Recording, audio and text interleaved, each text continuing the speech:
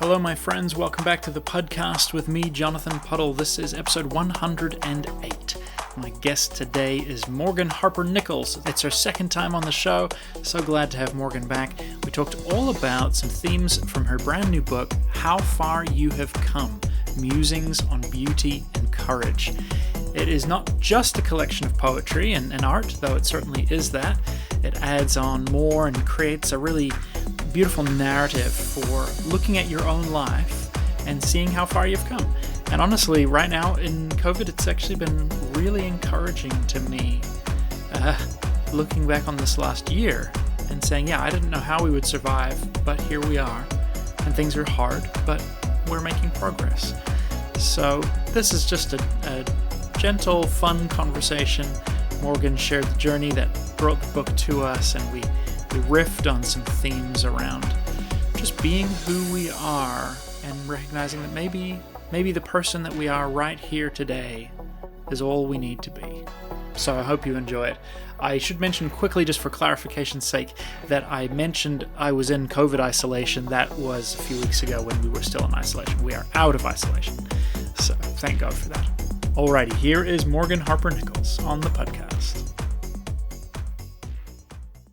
Morgan, I am so thrilled to welcome you back to the Puddcast, my friend. Good morning. Hello. Good morning. I am so excited to chat with you too. Yes. We meet again. It was December 2019 when we last spoke. I think I actually aired it on the show in early 2020. But essentially, that was like 150 years ago. Oh, yeah, absolutely. Yeah, definitely. At least a century ago. At least.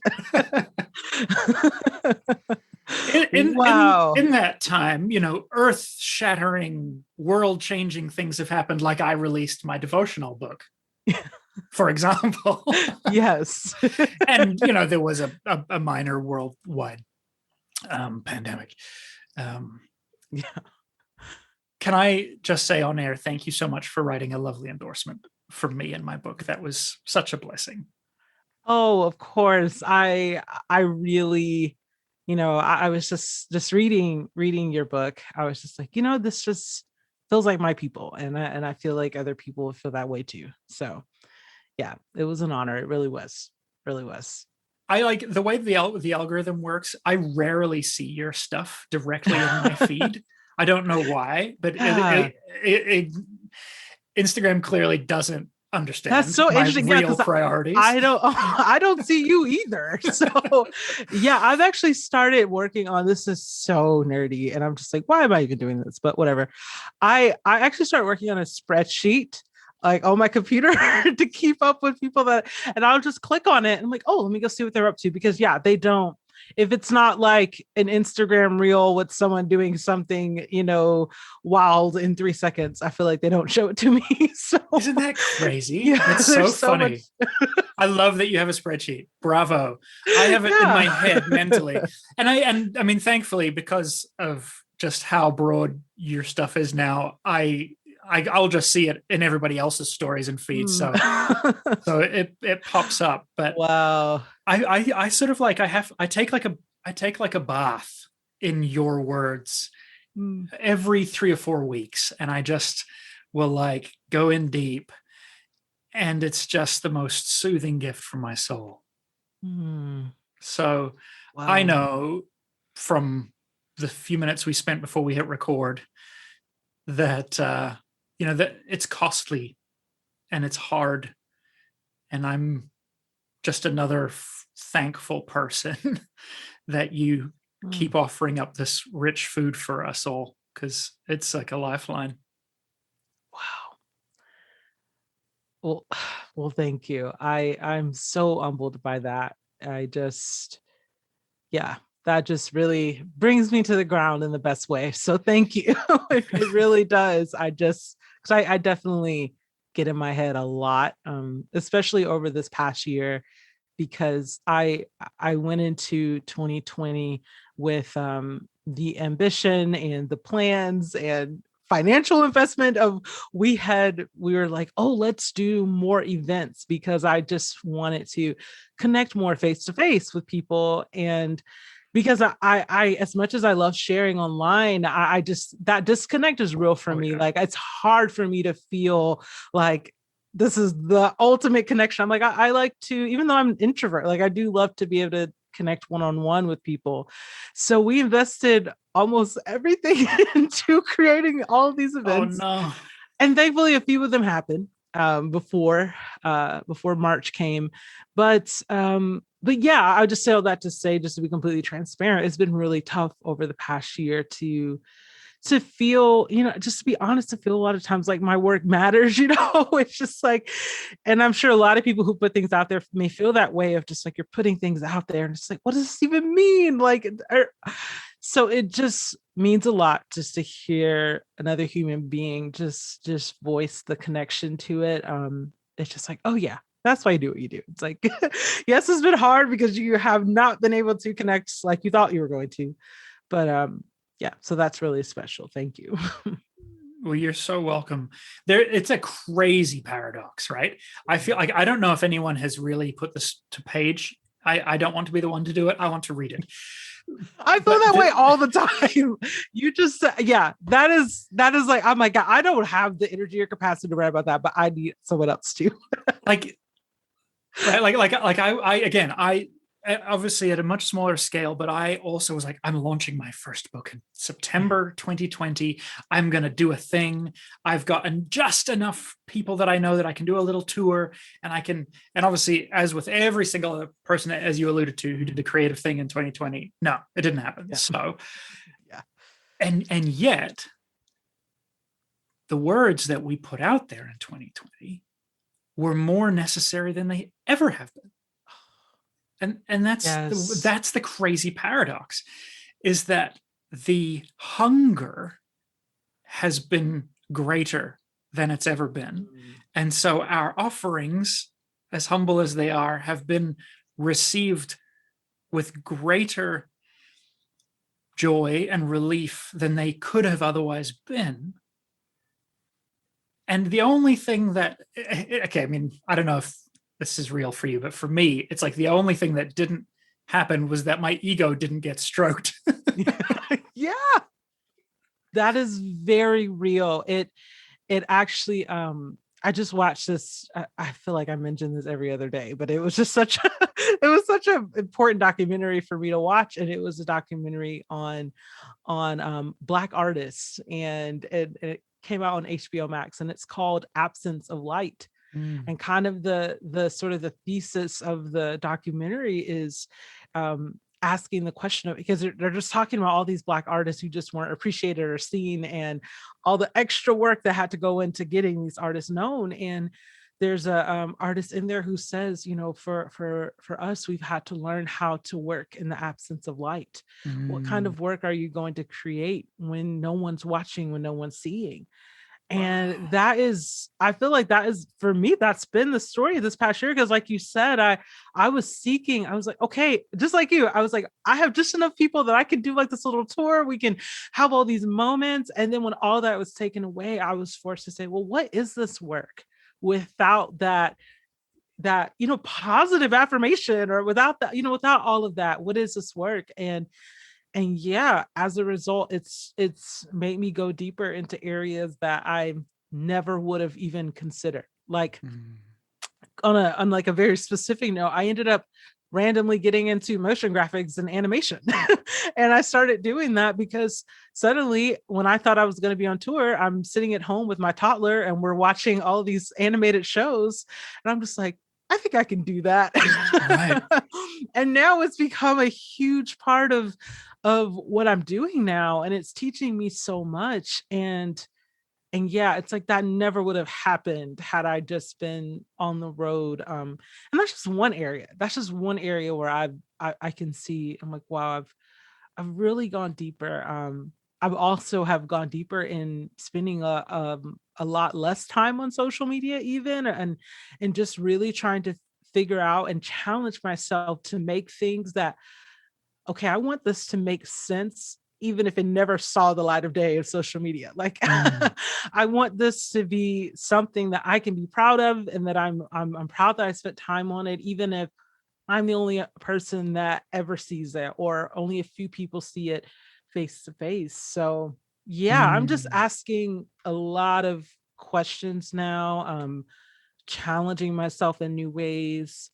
And it's really cool because now we're like, just this week we were like, wait a second, we may be able to plan an event for 2022.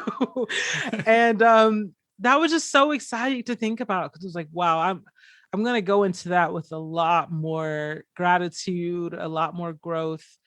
That yeah. So yeah, all that to say, I am definitely on that same page. It's definitely awakened a lot for sure. It's like a, I guess it's like a pruning, right? When it's Mhm. like everything gets trimmed, and the only thing that can then grow is the roots. Mhm. We Yeah. know. I mean, obviously, this analogy gets used all the time, but I don't think I've really thought about it in terms of creative output in COVID. I mean, it's just horrific. It feels horrible. I don't like having my Yeah. arms cut off. It's Yeah. terrifying. Yes, for sure. But I would even say, from what I mean, where am I? I'm looking at my PDF. How I am about a quarter of the way through your new book. Look how far you've come, and it does feel like a really uh, smart way to put it. Because I loved all along you were blooming. It's Yeah. wonderful. It's not lacking anything, but this feels perhaps more deeply rooted and more intentional. Mhm. It feels maybe like you are trying to intentionally tell us a story, Mhm. if that makes sense. Yes, it does. I when I had this opportunity to write another book, I was incredibly nervous and anxious about it. I was like, what do I have to say? I don't know. Like, what do I have to say? And another thing that I've really grown over the past year, because I worked on this new book, How Far You've Come, over the past year. One thing that I've really grown in is learning how to just, even though I'm a writer, to not go right to the words, and to try to look at other things, take in my surroundings, and just kind of sit with it and be with it and see what comes up. Hmm. So I was feeling really stuck because in my mind, I was going to be writing this next book while I was traveling. And I was like, that's going to fuel me. All these events, all these things. I get to be on the road again, because I used to be on the road when I was in music, and then I stopped for a long time. And I love going places. I love seeing new things. And yeah, I was like, well, what am I gonna do? Like, where's my source of inspiration? And I just ended up kind of mindlessly at first going through my phone's camera roll, and going through my phone's camera roll, I came across this photo that is now the cover of the book, How Far You've Come. And it was a photo that I took on my phone I was riding through New Mexico at sunrise. And it's a photo from the interstate that literally anybody could have taken. Like, it's it's beautiful, but it was all laid out. Like, those moments in nature where it's like, it doesn't matter if you've never even picked up a camera before. Anyone could take that photo and it would be beautiful. It was one of those moments. And I was just like, wow, like, I just love this image so much. And I've gone back to this image a lot. So I started to paint over it. That's something I love to do. I love to take photography that I have, even if it's just iPhone photography, and I put it in an app like Procreate or Adobe Fresco, and I'll just paint over it, and I'll just start painting over it.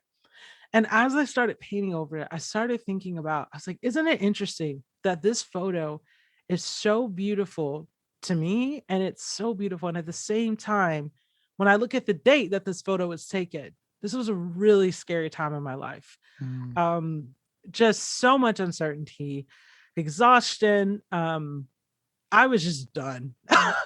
It was a really rough time, and I was Hmm. like, isn't it interesting how these two things happen at once? And I was like, there's probably other places on the map, photos in my camera roll, where that's true, where there's something beautiful happening in the landscape itself, even though life was challenging. And it's like when you look at that all together, you can really see like, wow, I've really made it through a lot of things. Like I've made it physically have made it through so many landscapes. Like when you think about that, I think that's something we take for granted because we have air travel, we have cars. But it's like if you've traveled anywhere for that's 30 minutes away, it's like you've covered some mileage. Like you back in the day before cars, like that's a journey. Would have taken a lot more than 30 minutes. So when we think about the sheer amount of miles that we've traveled, like just start with that. Like don't even start with like all of the the deep stuff, the intangible stuff. Like just start with the physical. How many miles have you actually traveled in your life? How many rooms have you been in? How many landscapes have you been in? It is amazing. And to think that that is only scratching the surface of how far you've come in your life. Like that's just the physical. We haven't even gotten to the non-physical things that have happened in your memory and all of that.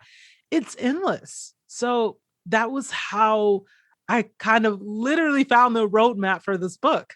I was like, I'm literally just going to go back. I can't travel. I can't get up and travel, but I do have a phone where I can look at Google Maps. I can look through my camera roll and I can find these moments where those two things were happening at the same time, where I was in this place that was beautiful, that because I love nature. I mean, I'm in this place that really impacted me in that way, while simultaneously I was dealing with failure, or I was dealing with insecurity, or I was a child learning about slavery, all of these different things.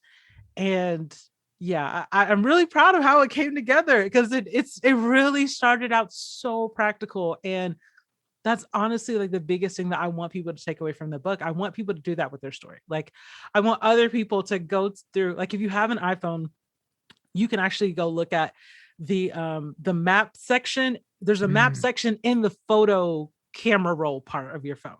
And you can actually go look at the map and see photos that you've taken across the map. And yeah, just zoom in, see what you find, like what was going on, what two things were happening at once. So I could talk about that all day, but it is, I guess that's why I wrote a book about it. But that's kind of how it came to be. And I literally, everything I just said, it was a lot less organized. I just called my editor and I was like, okay, I just need a few minutes. Let me just unload all of this on you. Please tell me if it makes sense. So thankfully she said, yeah, it actually does make sense. So, yeah, I started working on it from there. And yeah. That is so cool, man. Like honestly, like you're putting me into your journey and my own journey, even just as I'm hearing that, right? Like I did all this research, ancestry research in my family a couple of years ago. And there's this element in my family of pushing to the new horizons, right? Like if you live in a colony as a white person, that's because at one point someone went traveling. And so essentially there's even talk of there's a particular gene that biases towards exploration. And all that was to say that I found this one branch of my family, my wife's family, actually, in Finland, who like no one had left like 30 square miles for 500 years. Wow. And then her grandfather did. Wow. Like, that's weird. and that is really interesting. And I'm grateful for that because I met my wife. But yeah, the space, the journey, the time. There's this poem you've got. Is it a poem or is it? I don't even remember now because it's all blurring together in my head. But it's either I think it's a poem, or it's one of your just narrative pieces in this book. We talk about traveling with the windows down and tasting and hearing, and even just understanding that the road isn't lonely. And I was like, oh dang, that is literally the difference I feel driving versus cycling. When I'm in the car, I feel a sense of disconnection and loneliness. But when I put the windows down, I don't. When I'm riding my bike, I don't. When I'm on foot, I feel connected to the world around me. And that's good. Obviously. Yeah. But also, like, I have felt so, because none of us can travel, right? And I love to travel as well. And I grew up traveling. I have felt so my soul has felt very trapped, right? And Mhm. I haven't been able to see my mother, my father, like my family on other sides of the world, and I have had a very complicated relationship with Instagram travel photography. I'm like, on the one hand, I'm like, get the hell out of here with your travel photos. On the other hand, I'm like, no, I need it. Give me the methadone. Give it to me now. I literally, okay, at some point in the pandemic, I don't know when it was, I found a YouTube video of someone walking the whole way through the Louvre for like 4 hours. And I watched the entire thing. So I understand. At some point, I'm like, why am I watching this? But why? There was no narration, nothing. They were just walking through the loop. And I'm just vicariously living through them, just walking with them through. So yeah, I get it. I have been to the Louvre, but I was 7 years old. Oh wow. But I remember the Mona Lisa. That's fascinating. Wow, that's so cool. And I And remember, of course, the glass pyramid that's roof from outside, because that was cool. Yes, that is so cool. Yeah, I have a very silly moment where I was in Paris, and we were only there for a few days a few years ago, and we were literally right in front of the Louvre, and I was like, oh, we'll get back to it later, and then we ended up not going on that trip, and I'm just like, wow. Okay, Morgan. Like, really? So I've been right there, but I haven't been inside. But yeah, I'm with you on that. It's a simultaneous thing that's happening within, where it's like on one hand, I'm like, oh, I'm tired of seeing other people, especially like living in the US, like seeing other countries who kind of have their stuff together a little bit more. And people have, they kind of took lockdown seriously earlier. And now other people, they're traveling and opening up their borders to each other. And I'm just sitting here in the US, like, in California. Yeah, I actually moved to Arizona. But you did? Another wild thing that happened in the past since the last time we talked. But yeah, I'm just sitting here feeling like I'm a part of like a really massive group project with millions of people just wanting everyone to do their part. So yeah, it's hard.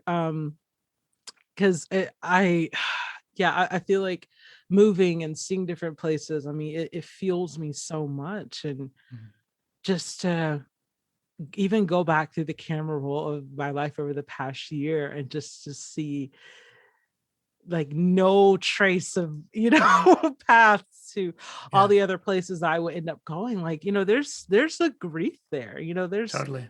there's loss there. And kind of going back to the book, and I'm like, I'm not trying to be one of those people like, oh, listen to my book, but it's read my book, but it really is so a part of just where my mind is right now, because I thought I was going to write this book on the road, and I ended up writing it at home, looking back at moments on the road. And it's very hard to look at that sometimes, because you wish you could go. I have family I haven't seen, just so many things like that. And at the same time, it's taught me so much about just beauty and how how how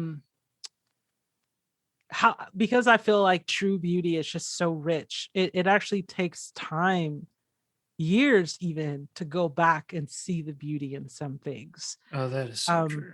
And you kind of have to be removed from it, I think, sometimes, to really see it for all that it is. Like, there's several stories in that book where I've had to realize, I'm like, even though I thought I was going to go travel back to that place and write about it there, I needed to kind of be away from it and kind of look at it as a memory and really see it from that perspective.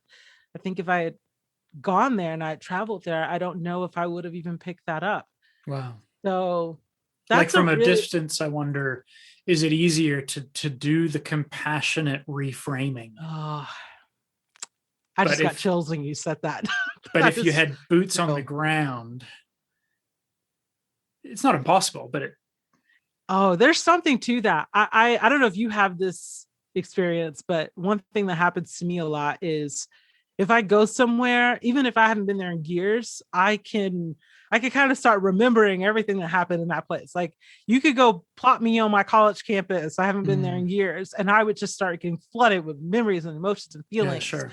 But I don't think I would be as compassionate to myself in that setting. I think that it does take kind of looking back and because I think when you're able to look back, and this is what I did within the book, it's like not even so much focusing on the personal stories all the time, but looking at the actual landscape and thinking about how did the weather impact me in that season of my life? How did it impact me that, when I was in college, I used to walk up that hill every day. Like what did that do to my body? Like what did that do to my mind? Yeah, I think a lot of that kind of stuff is just hard to think about in real time. Like it takes kind of being removed and just kind of sitting with it for a while. And yeah, I think the last part of that's just been really special to me is I had a moment where I was reading the audiobook a few weeks ago, and it was an essay that I already written in the book when I was about 7 years old. The story is set when I was 7 years old. And I had like a whole new revelation about it and the second I had that moment, I honestly felt like God was telling me, it took you over 2 decades to really see that. And that's okay. And there's going to be more that you see in another 2 decades. And that's okay. And I just like right there in the middle of recording the audiobook, I just started bawling. Like I was just like, it was just such a serious moment for me because I was like, I put so much pressure on myself to figure things out, to find the goal, find the meaning, find the good, and to figure out, okay, what does all this mean? And it's like, that took over 2 decades. And that's okay. Like our whole concept of time is like, okay, you got to figure things out, in a couple weeks, months, or a year or two. And it's like, no, life is so, it's okay. It's okay to take that time. So that's something I've been sitting with lately of like, what things are happening in my life right now that I have no idea is forming, and it's going to take a very long time to see that, and am I okay with that? So yeah, That is so real. Oh man, I just one of the poems I read this morning. I forget. I was just trying to search for it, but the PDF that I have doesn't let me search. Oh yeah, the searching is of that. But it was like this. Basically, the point was like the trees just stand there. Oh yeah, and that's enough. Yeah. And I was powerfully provoked, my friend. I was like, oh, and I'm looking out my window at this big fir tree, and I was like, you are doing exactly what you were created for. Yes. Ooh, I'm never going to look at you the same way. I need to see myself like this.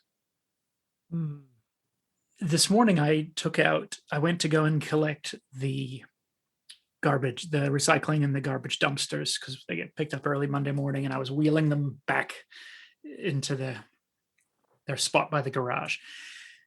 And I had this sudden memory, for whatever reason, of this birthday party that I went to with friends maybe 10 years ago. And I just felt at the time really, I was about like 5 years younger than everybody there. And I just felt it. And I felt that I wasn't as cool as everybody else. And I looked up to all these people. And my wife is one of them.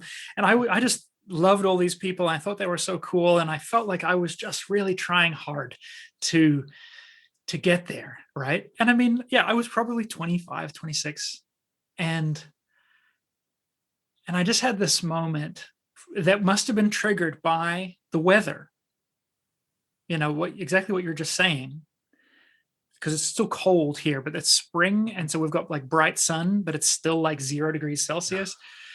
As like the snow is melted, but there are flurries. Wow. And I just suddenly was like, Jonathan, all those people loved you, man. Mm. And I know that you are struggling to see it. And that's okay. Maybe it took 10 years. But everybody there loved you. And I was like, huh, that's really good. That's good news. And it was just, that little compassionate reframing. And I suspect for you and I, like Kate, well, I guess two things before I say what I suspect. This book doesn't feel like you were prohibited from entering into anything necessary to do it wholeheartedly. Yeah. So I know you have had to wrestle with, I wanted to do this on the road. Yeah. It feels to the reader like you are. It totally feels to me like the book of a road trip movie, and you are doing it. So whether your spirit is there, whether it's just your linguistic ability, the whole thing, it doesn't in any way feel like we suffer. And conversely, because you had to do the work and couldn't travel, it's probably richer for it.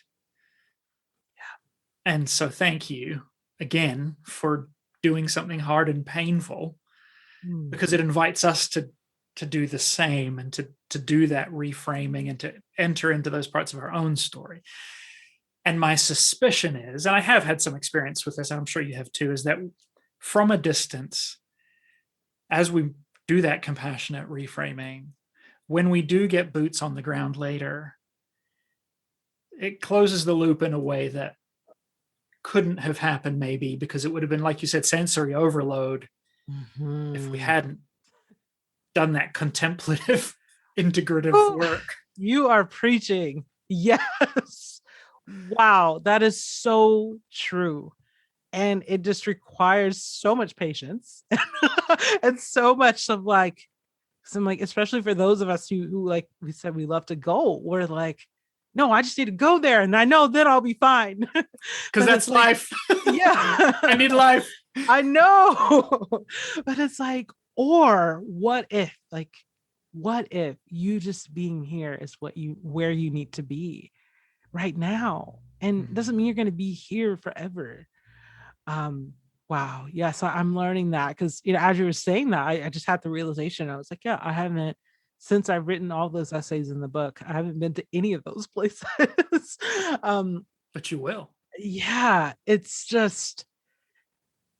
so interesting how much there is to that, and what I feel like I'm still learning, even in this conversation of just the richness that's there, and how it really kind of takes time, and it's okay to take that time. Yeah. We'll take a quick break so I can say thank you to everyone who supports the show on Patreon. Whether you're giving monthly or annually, whether you're giving $3 or $50, I am blessed to have you supporting the show. I'm so thankful for you. I'm thankful that you're in my corner. Thank you for letting me have these conversations and bring this stuff to everybody. It is such a blessing. Friends, if you have been enjoying the show, if you'd like to become a supporter, you can sign up at patreon.com/Jonathan Puddle. You can join up for as little as $3 a month, and you will gain access to all kinds of supporter-only content, including the weekly B-sides, where my friends and I sit down and unpack a recent podcast and talk all about behind-the-scenes stuff. Lots of fun. So, patreon.com/Jonathan Puddle. Would love to have you. Thanks a lot. Back to the show. So I had a really wild experience while reading the book this morning. And as we discussed, we're both kind of clinging to life by our fingertips right now. So I sometimes wondered, when we're just sitting here laughing because we have nothing, because otherwise we'll just cry. Yeah, exactly. Does the listener think, wow, the pendulum swings one way or the other. Their lives must be so great. So, I'm reading your story, and I'm, and my kids are all at home because we're on COVID isolation, and I'm counting down the clock until I can go to the website and find my COVID results. And I'm trying to, and it's all very frustrating. And I know I'm speaking to you in a few hours. And so I'm kind of like, Jonathan, I really want to be present. I really want to be here. There's so much temptation to not be here, as there always is, but I feel like it's so heightened right now. And so I'm reading, and I'm doing my best to read slow and to read it into my soul. And I'm touched. I was crying, I think, in about 4 minutes. I think just by the end of the introduction, I was just like, oh man, if I start to cry, I'm going to get a headache. Oh, and then it's a whole thing. Anyway, it's so beautiful. And then this whole thing just suddenly happened in my head and my heart. Okay. And rereading my notes of what happened, it sounds really elementary. So I almost feel like I don't want to even share it because I feel like this is like obvious news. But here's what happened to me. All of a sudden, I suddenly began to consider life and see life, like, let's talk in kind of philosophical, metaphysical terms here, as like a tapestry.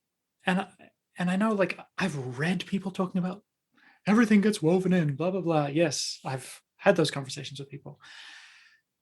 But suddenly I just saw at this deeper level how each and every one of us get woven into this thing. And the way that we interact with others, and even how we choose to observe beauty in the world, that changes us.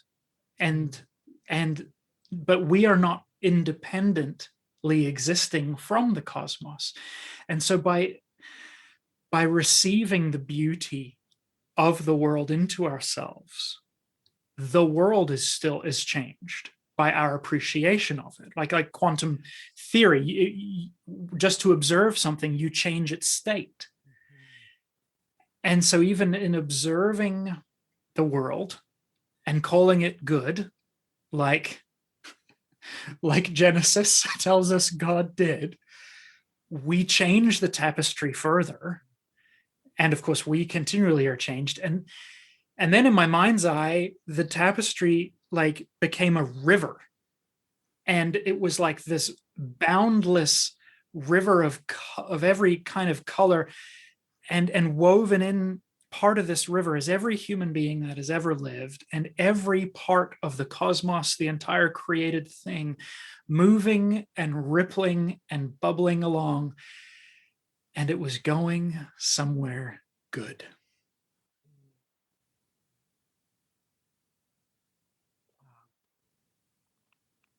That touches me.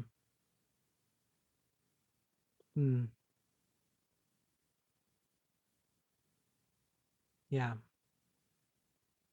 I want to be a part of that. Me too. Yeah, that's, and in a way it's interesting because it's like what you described as complex, however, simultaneously it takes the pressure off of the individual. And it's like, it's not up to you to try to like receive everything and then put it out perfectly and then figure out exactly how it's going to connect and line up in the world. It's like, you don't know. It's like, you don't know. Like it kind of reminds me of a thought that I have sometimes, like when some of those people that like listen to the same songs I listened to like 15 years ago. Like my playlist gradually changes over time, but it's very slow. And I'll have these moments sometimes where I'm listening to some band that stopped performing like 15 years ago, and they never even had an Instagram page. Like it's for, it's years ago. And I think about like, I can't even find the artist to thank them for this song, is what I'm getting at. And I'm like, isn't it interesting how this person may have no idea that this track number 8 on their second independently released album has ripple effects through time and space years later across the planet. They have no idea that that's happening, that I'm having this whole spiritual encounter with something that they put out into the world years ago that may not even, and I like thinking about that, especially with like lesser known artists, because I feel like when it's a popular song, it's like, well, duh, you know, Hallelujah obviously changed some people's lives. We know that, but it's like that's happening all the time with so many different things. And because they're not popular or well known all the time, we don't realize it. But it's all kind of a part of that tapestry. And that's why I love how you talked about the river, because it's like, yeah, it's not like this fixed thing. It's this thing that's woven, and none of us can carry it on our own. None of us can really kind of pull back and look at it because we're all a part of it. So yeah, I feel like we just have to trust. We just have to trust that, like, you know, what we're taking in, it's, and what we're putting out, like it has its place. And yeah, that I feel like that's just really encouraging, just on a creative level too, because there's so much pressure to make something important or valuable or meaningful. And it's like, or what if, like, the way you painted that pink that one day, very passively, just awaken a childhood memory in someone who passively saw it on Instagram and got them to call their childhood friend who they haven't spoken to in 10 years. It's like, you can't control that. Like, there's no way we can control that. And No. that's a beautiful thing. I wonder if what happened was like, because I'm a very visual person and I'm a systems thinker. And so I wonder if all of your words and all the things that I've been going through lately and all these things just coalesced in a visual representation in my head of what my heart was like. If all this is true, then it really has got to mean something. And it's all those words you just said: trust, removal of pressure, all these, like, we're enough. Like, I can stand there like the tree outside my house. Like, if you and I never did another thing for another human soul, we've dropped ripples, and we're already welcome. And even if we'd never done any of the things we've done, we're welcome in that stream, and the stream calls us home. Yes. And I'm sitting there on the couch trying to, like, oh, wow. And I'm like, do I write this down? Do I just sit here and enjoy the sacredness of the moment? Do I just keep reading Morgan's work? Like, what am I meant to do in this moment? And I flipped to the next page and I read you write, "In love, there is room for all of you." And I was like, I don't know if she's saying to me, like, all the parts of me, or if she's just talking to the universe and saying, all of you fit here in love, because that's the kind of God we have. That's the order of this universe he created, that everything gets woven in, good and bad and suffering, and I love, yes, all welcome. I'm so glad that you said that, because I'm actually very intentional with writing things where you're not sure if I'm talking to a human or something in nature. I'm actually very intentional about that, because I have found in my own life that I will give more grace to things in nature than to myself. Wow. And so, yeah, sometimes I literally just write to the tree, and then I just say, this is a poem for that tree. This is a poem for that flower. This is a poem for that mountain. And then I kind of create some distance from it, and I see, oh, that's also for myself. Like, what's true for that tree is also for me. Wow. And it's yeah, that's something that I invite other people to do who may struggle with that, of like, you know, if someone says to you, like, you're enough, and you're like, yeah, but am I? You know, you kind of have that skepticism. Like, okay, well, is the tree enough? Let's just forget about you for a second. And let's, like you said, the tree literally outside your window, teaching you that about yourself. And yeah, that's what I'm just like, all this stuff is here for a reason.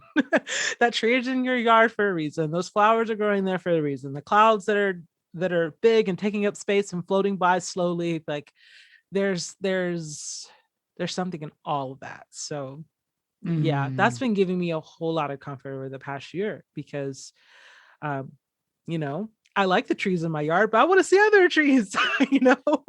I like the flowers in this neighborhood, but I'm like, I want to go see other flowers. I want to go see flowers in front of a mountain. So yeah, I've been going a lot deeper with that. So that's a kind of going back to what we were originally talking about. That's another like I'll show you. I mean, I know we're doing a podcast, but literally right next to the to my desk, I have this like kids encyclopedia. Oh, wow. And this is what the page was open to. Why? Because I've just been learning about leaves. I mean, I'm like, I want to be able to name leaves and figure out which leaves are which. Morgan's not kidding. She's got like a full-on children's encyclopedia of natural history. And it's like, here's 50 different leaf patterns. And it looks really great. So yeah, I'm getting really practical with this. I'm just like, there are lessons in these leaves. Like I'm going to learn about them. Did you read Native, Caitlin Curtis's most recent book?